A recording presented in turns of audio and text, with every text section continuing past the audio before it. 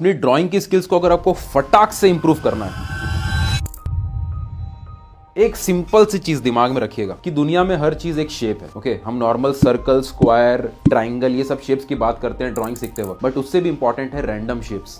आप भूल जाइए कि ये नाक है, आप भूल जाइए कि ये आंख है, भूल जाइए कि लिप्स है, बस शेप देखिए। और इसका बेनिफिट ये होता है कि जब आप भूल जाते हो कि सामने क्या चीज है, तो फिर आपका दिमाग पहले से इमेज बनाना बंद कर देता है। अगर मैं आपको बोलूं कि ये एक पेड़ है, इसको ड्रॉ करो, आपके दिमाग में पहले से पेड़ की ड्राइंग होगी और आप उस ड्राइंग के हिसाब से उस सामने वाली चीज को देख रहे होंगे। पर जब आप भूल जाते हो कि सामने क्या चीज है और आपको सिर्फ वो चीज शेप के रूप में दिखती है, तो फिर आप एक्चुअल में ठहर के उस चीज को ऑब्जर्व कर पाते हैं। तो आपकी ऑब्जर्वेशन इसी से बढ़ेगी जब आप भूल जाएं कि सामने क्या चीज़ है और आप उसको सिर्फ रैंडम शेप की तरह देखें।